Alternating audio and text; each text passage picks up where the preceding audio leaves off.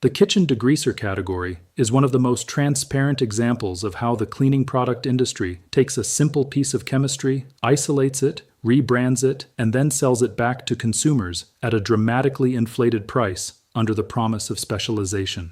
If you walk into any supermarket, you will see entire shelves dedicated to products like Fairy Power Spray, Mr. Muscle Kitchen, Easy Off Kitchen Degreaser, and Formula 409. Each of these products is marketed as a targeted solution for one specific problem: kitchen grease. The messaging is consistent across brands. Grease is stubborn, grease is different, grease requires something designed specifically to deal with it. That framing is what drives the category. It creates the perception that ordinary cleaning solutions are not enough, and that you need something engineered, something purpose-built, something that justifies a higher price. But once you strip away the branding, the packaging, the scent, and the advertising language, what you are left with is much simpler than it appears. The core chemistry behind most of these degreasers is not exotic. It is not proprietary in any meaningful sense. It is, in most cases, acetic acid supported by surfactants. And that same chemistry exists in one of the most basic and widely available household substances, white vinegar. The difference in cost between these two options is not small. A bottle of commercial degreaser can cost anywhere from 5 to 8 euros for roughly the same volume that a bottle of vinegar costs 1 euro. When diluted for use, vinegar becomes even cheaper, often ending up around 40 times less expensive per liter of working solution. So the question becomes obvious. If the chemistry is fundamentally the same, why does the price differ so dramatically? To answer that, you have to understand what kitchen grease actually is and what it takes to remove it. Kitchen grease is made up primarily of triglycerides. These are molecules formed from a glycerol backbone bonded to 3 fatty acid chains. This structure is what gives grease its key property: hydrophobicity. Hydrophobic substances do not mix with water, they repel it. That is why when you try to clean grease with just water, it tends to smear rather than disappear. The water cannot interact with the grease molecules in a way that allows them to be removed. So, effective cleaning requires changing that situation. There are 2 main strategies for doing this. The first is to use surfactants. Surfactants are molecules that have both water-attracting and fat-attracting components. They surround grease molecules and allow them to be suspended in water, which makes it possible to rinse them away.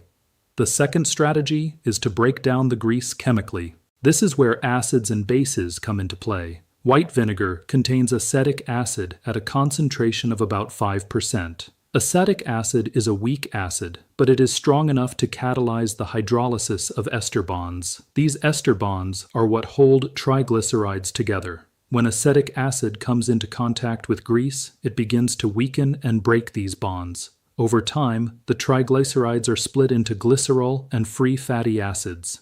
These new substances are much more compatible with water than the original molecules. As a result, the grease becomes easier to remove. This is not a unique or proprietary process. It is basic organic chemistry, and it is exactly the same mechanism that commercial degreasers rely on. The main differences come down to formulation details. Commercial degreasers often include additional surfactants. These improve how the product spreads across surfaces and how quickly it interacts with grease. Some also include small amounts of alkaline substances, which break down fats through a different mechanism known as saponification. Saponification is faster than acid hydrolysis under certain conditions, particularly when dealing with heavily baked-on grease that has been exposed to repeated heating. But here is the important part. Most household grease is not like that. Most of the time, what people are cleaning is relatively fresh grease. Oil splatters from cooking, fingerprints on appliances, a thin film of residue that builds up over time. For this type of grease, the difference between vinegar and a commercial degreaser is minimal. A simple solution of vinegar diluted 1-to-1 with water is enough to handle these tasks effectively. Spray it on the surface, wait a few seconds, and wipe. The acid begins breaking down the grease almost immediately, and the water helps carry it away. To really understand why this works so well, it helps to take a closer look at the chemistry involved. Triglycerides are esters. The ester bond is a specific type of chemical linkage that is stable enough to keep fats intact under normal conditions, but vulnerable enough to be broken under the right circumstances. Hydrolysis is the process of breaking that bond using water with the help of an acid or base. In acid hydrolysis, hydrogen ions from the acid interact with the ester bond, making it more reactive. Water molecules can then attack the bond, causing it to break. The result is the separation of the fatty acid chains from the glycerol backbone. The fatty acids that are released have a unique property. They are amphiphilic. That means they have both hydrophobic and hydrophilic parts. This allows them to act like surfactants, helping to lift and disperse remaining grease. So the reaction not only breaks down the grease, it also helps remove it.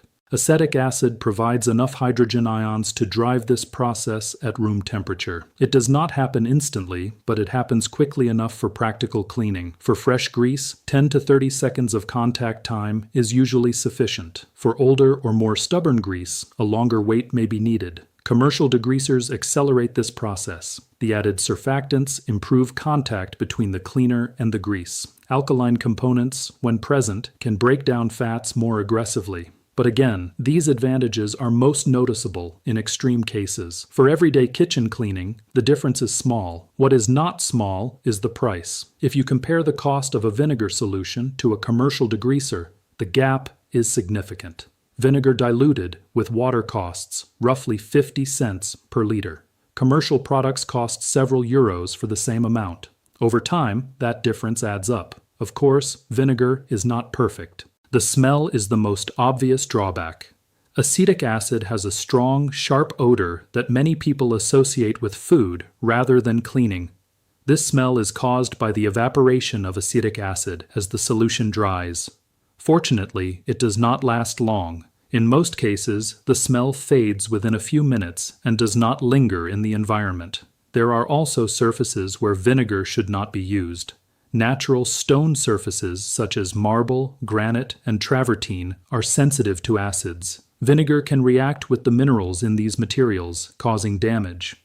Certain metals can also be affected by prolonged exposure to vinegar, including cast iron and aluminum. Stainless steel is generally safe for short-term use, but extended contact should still be avoided. Protein-based spills are another exception. Acid can cause proteins to coagulate, making them harder to remove. In these cases, soap and water are more effective. Now consider one of the most challenging areas in the kitchen, the range hood.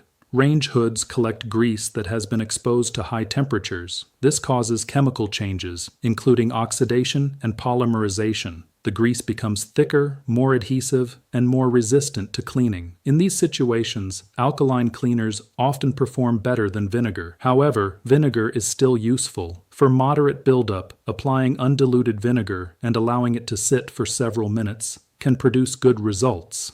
The key is giving the acid time to work. For removable filters, soaking in hot water with dish soap is often the most effective method. The extended contact time allows the grease to break down completely. For extremely stubborn deposits, a mixture of baking soda and dish soap can provide both mechanical and chemical cleaning action. So, if vinegar works so well, why do people continue to buy expensive degreasers? The answer is not chemistry, it is marketing. Cleaning product companies invest heavily in creating the idea that each type of dirt requires its own specialized solution. Kitchen grease becomes a unique problem with a unique product. Meanwhile, the underlying chemistry remains simple and widely available. Vinegar is not marketed as a cleaning product. It is marketed as a food ingredient, so people do not think of it as a solution. Degreasers, on the other hand, are positioned exactly where people expect them to be. They are labeled, advertised, and displayed as the answer to the problem. So when someone sees grease, they reach for the product that matches the situation in their mind. To be fair, commercial degreasers are not completely unnecessary. They offer convenience, and in some cases, improved performance. But for most everyday cleaning tasks, those advantages are small, and they come at a very high cost. If you break the situation down to its essentials, it becomes very simple. Grease is made of molecules that resist water. Acids and bases break those molecules down into forms that can be removed. That is the entire process. Everything else is added on top of that. A basic vinegar solution can handle the majority of kitchen cleaning tasks at a fraction of the cost of commercial products. There are limitations, and it is important to understand them. Avoid using vinegar on natural stone. Use soap for protein-based spills. Consider stronger cleaners for heavily burned grease. But outside of those cases, there is no special requirement. The grease on your stove does not recognize brands. It does not respond to packaging or advertising. It responds to chemistry. And that chemistry is available in its simplest form, sitting in a bottle that costs almost nothing. Everything else is just a more expensive version of the same idea, dressed up to look like something new. Another factor that rarely gets discussed is how habit and convenience shape cleaning behavior more than actual effectiveness. People do not just buy cleaning products because they work.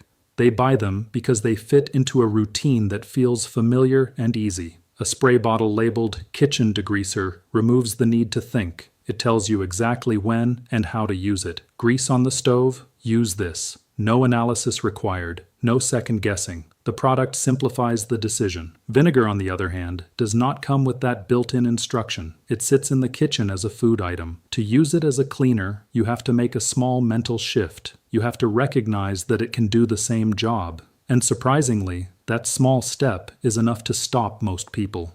This is where the industry quietly wins. Because once a behavior becomes automatic, it becomes very difficult to change. Even when people know there is a cheaper alternative, they often continue buying the same product simply because it is what they have always used. There is also the psychological effect of scent. Commercial degreasers are designed to smell like clean. Citrus, artificial freshness, sharp chemical notes. All of these are carefully engineered to create a sensory signal that something is working. Vinegar smells like vinegar. It does not signal cleanliness in the same way. Even if it works just as well, it does not feel as satisfying in the moment. And that feeling matters more than people like to admit.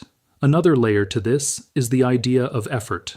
Commercial products are marketed as faster and stronger. Even if the actual difference is small, the perception is that they save time and reduce effort. So people use them more aggressively. They spray more, wipe faster, and assume better results. Meanwhile, when using vinegar, they might hesitate, use less, or not give it enough time to work. This creates a self-reinforcing cycle where the commercial product appears more effective, not necessarily because it is, but because it is used differently. If you adjust for that, if you use vinegar properly, allow contact time, and apply it consistently, the performance gap shrinks even further. At that point, the decision becomes less about effectiveness and more about preference. Some people will still choose commercial degreasers for convenience, scent, or habit.